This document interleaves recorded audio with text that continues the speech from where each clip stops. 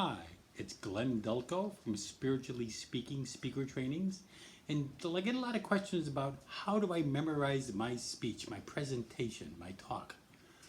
Well, first of all, you don't want to memorize it because then you're just in our head reciting what we've already had and it's not fresh, it's not anything else. What you want to do is you want to remember it, but able to have it so that it's fresh and that get all your information out, but not just read it out of our heads like a lot of people just memorize.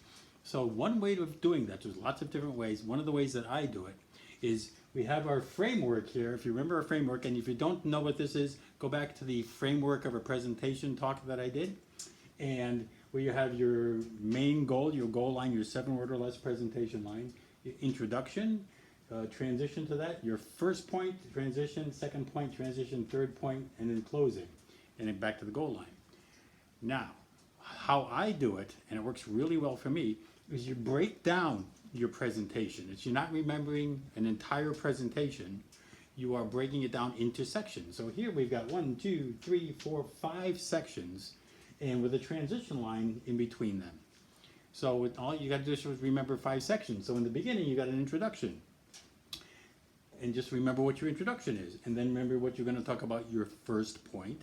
And then talk about your second point, and then talk about your third point, and then talk about then go to your closing, and close it, and you're done.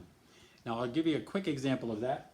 If a presentation that I give a lot is called Small Changes Make Great Speakers. So as a goal line, 7 words or less, small changes make great speakers, which is exactly it. You make these tiny small changes, you become a really great speaker. So everything I do has to point to this.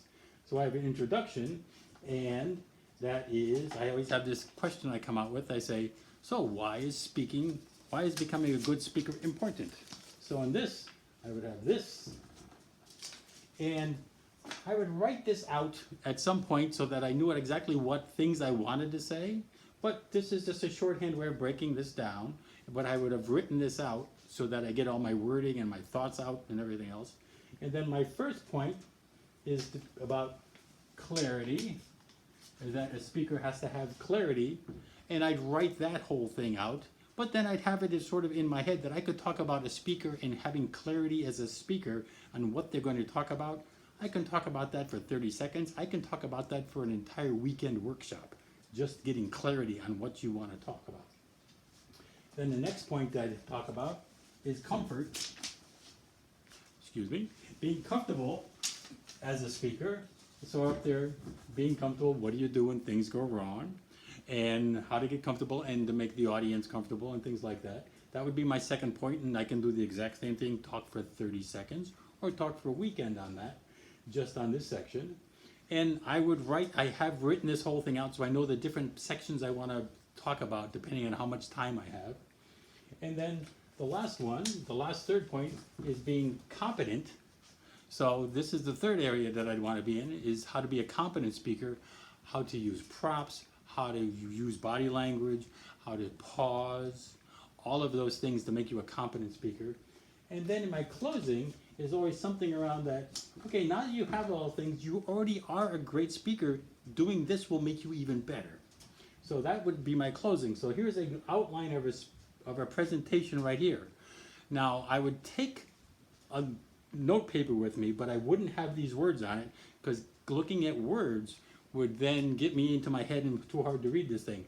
So what I do, I even do a shortcut after I take each section, write the whole thing out, know what I want to say, and then just sort of put that in the back of my head, but knowing that I'm going to talk about why is this important, clarity, comfort, or whatever. I can talk a little or a lot about those, but just having an idea of what I want to say. Then the note that I would actually take with me would look very much like this. I would have this, so I'd look at this, which is a little symbol that says, why with a question mark? It's like, why is it important to be a good speaker? That's what I would say there, and then talk about that. The second thing for clarity, instead of clarity, I actually put up a little magnifying glass. So I'm looking at these little pictures. It's a magnifying glass. Oh, clarity. I can talk about, it reminds me to talk about clarity, and whatever comes up and whatever questions go back and forth, I can talk about that. And then once at that, I have comfort, which I always use this little bed, because I'm very comfortable in bed, and it's a very comfortable place for me. So I have this picture of comfort. I go, oh, I can talk about being a comfortable speaker and what that is. So having that picture there does that. And then being a competent speaker, here I just have a picture of a little guy with a muscle that said, oh, I've got the muscle, I know how to use all this stuff. And I talk about all of the body language, moving on purpose, structuring a thing, asking questions, all of that stuff.